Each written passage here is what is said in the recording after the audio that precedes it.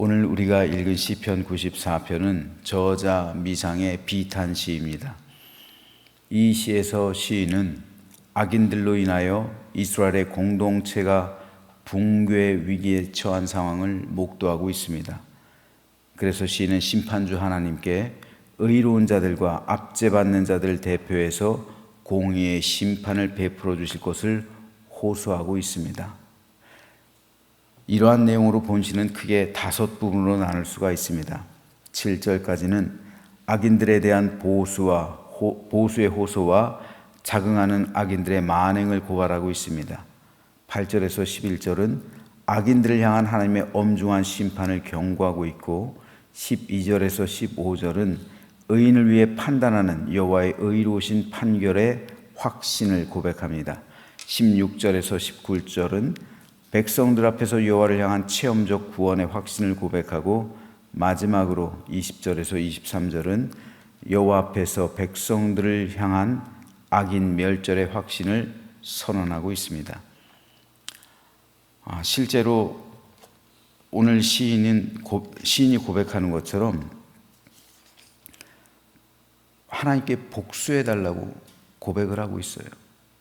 하나님, 저 악인들의 행위에 대해서 복수해달라고 고백하고 있죠. 심판하시는 주님, 저들의 악행에 대해서 벌을 주시라고 시인은 고백하고 있습니다. 얼마나 시인이 당하는 그런 고난과 핍박이 크고, 얼마나 악인들이 행하는 사회적인 그러한 악행이 많으면 시인이 직접 하나님께 보복해달라고, 심판해달라고, 원수를 갚아달라고 고백하겠어요. 그런데 우리가 살아가는 삶의 현실 속에서 이런 일들이 우리에게도 벌어질 수가 있어요. 그래서 하나님께 복수해달라고, 하나님께 저들을 심판해달라고 간구할 때가 있습니다. 얼마나 답답했으면, 얼마나 내가 억울하면 그런 고백을 할까요? 그런데 우리가 어디 가서 그런 고백을 할 수가 있어요? 우리 하나님께만 울부짖을 수밖에 없는 것 아니겠습니까? 그렇다고 우리가 그들에게 피로 보복할 수도 없는 거잖아요. 하나님께만 고백할 수가 있는 거예요. 그런데 하나님께 고백하는 것이 우리 성도의 최선이고요, 하나님께서 반드시 때가 되면 갚아주실 줄로 믿으시기 바랍니다. 오늘 특별히 이 가운데서 시인의 이 고백 중에서요, 14절 말씀을 한번 살펴볼게요. 심판이 의로 돌아가리니 마음이 정직한 자가 다 따르리로다. 여기서 시인은 심판이 의로 돌아가리니 라고 말하는데, 이것은 법정의 최종 선고가 정의와 정확하게 일치하게 될 것임을 말하는 거예요. 처음에 돌아가는 상황은 전혀 정의롭지 않을 수 있어요. 불의가 승리하고 정의가 패하는 듯한 양상으로 진행될 수도 있습니다. 이럴 때 성도는 억울한 거예요. 법정에 갔는데 정의로운 사람이 재판에 질 때가 있단 말이에요. 이럴 때 성도는 억울한 거예요. 지금 시인이 말하고 있는 거 그겁니다. 하나님의 뜻대로 살아가려고 하는데 악한 사람에 의해 억울한 일 당하면 성도는 좌절할 수밖에 없는 거예요.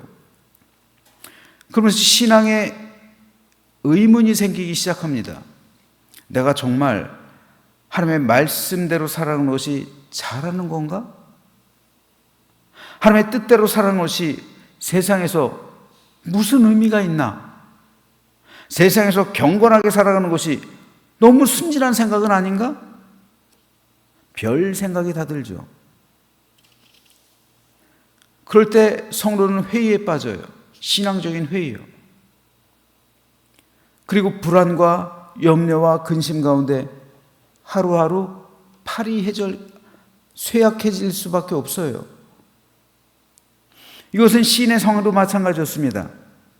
그러나 시인은 결국 심판이 의로 돌아가리니 마음이 정직한 자가 다 따르리로다 라고 말합니다. 이것을 새 번역 성경에서는 이렇게 번역해요. 판결은 반드시 정의를 따를 것이니 마음이 정직한 사람이 모두 정의를 따를 것입니다.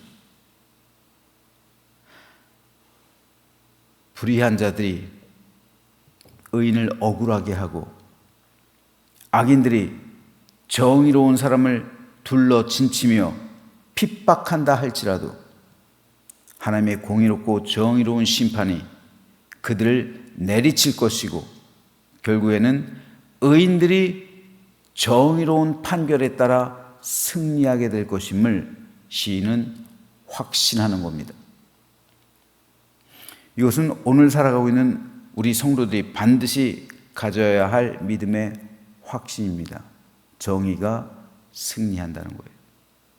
언젠가 하나님의 정의가 승리할 때가 온다는 거예요.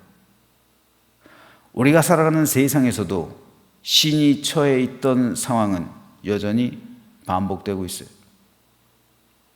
그래서 악인이 의인을 억압하고 죄인들이 정의를 굽게 하고 세상 사람이 하나님의 백성을 억울하게 할 때가 얼마든지 있을 수 있어요.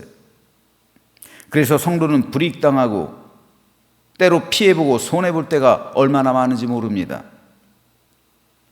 그러나 지금 현재는 내가 그렇게 억울함을 당할 수도 있고 악인에게 괴롭힘 당할 수 있지만 결국에는 심판주 하나님께서 정의와 공의로서 심판하시고 모든 것을 처음으로 되돌리시고 회복시켜 주신다는 믿음을 성도는 확신해야 합니다.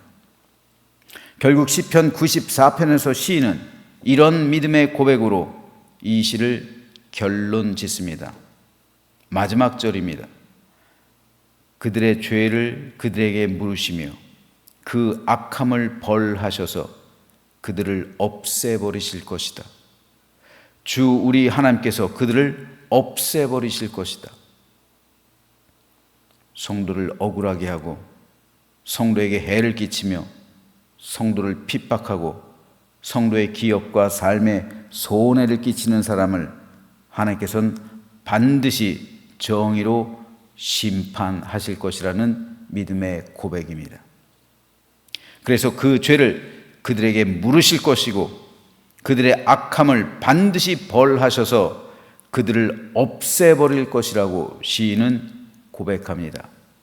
주 우리 하나님께서 그들을 반드시 없애버릴 것이라고 시인은 반복해서 확신 가운데 강조하고 있습니다. 이것으로 이 시가 끝맺는 거예요. 처음에 시작할 때 시인은 보복해달라고 하나님께 간구하죠. 복수해달라고 간구하죠. 그러나 마지막 이 시를 끝내면서는 우리 하나님께서 그들을 없애버리실 겁니다. 확신합니다. 지금 우리들 가운데 이런 억울함과 핍박으로 인해 고통받는 분이 있습니까? 염려하지 마시고 걱정하지 마시고 근심하지 마시기 바랍니다. 하나님이 여러분의 편이고 하나님께서 이 모든 상황을 지켜보고 계신 줄 믿으시기 바랍니다.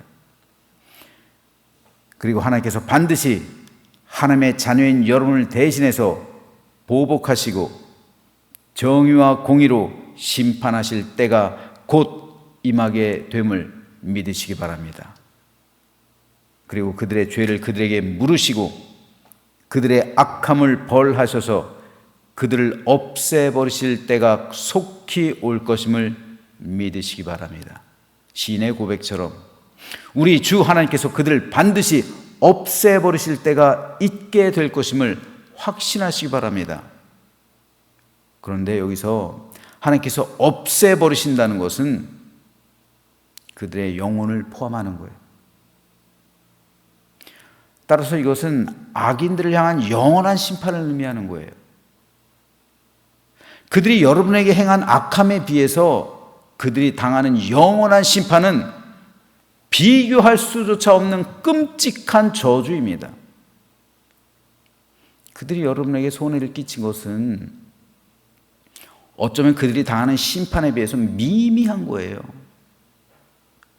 그들이 자기의 영혼을 지옥과 바꾼다는 것, 이게 얼마나 끔찍한 일입니까?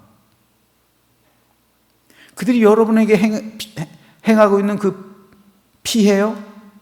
여러분에게 가하고 있는 억울하며? 물론 끔찍하게 잘못된 것이지만, 그러나 그들이 받는 영원한 심판과 비교한다면 이건 아무것도 아닌 거예요. 그들이 얼마나 불쌍합니까? 나중엔 알게 되겠죠. 이것을 오늘 우리 성경에서는 여호와께서 끊으실 것이다. 새 번역에서는 없애버리실 것이다. 영원히 그들의 생명을 끊어버리신다는 거예요. 하나님에게서. 즉 지옥 백성으로 만든다는 거잖아요. 그들을 없애버리신다는 거잖아요. 이 세상에서도. 바로 이것이 하나님의 갚아주심이고 하나님의 심판이시고 하나님의 정의입니다. 그러므로 성도는 결국 승리하게 될 것임을 믿고 확신하면서 하루하루 우리와 함께 하시는 하나님을 의지하며 하나님만 바라보고 소망하는 삶을 살아가는 우리 모두가 되시기를 주님의 이름으로 축원합니다.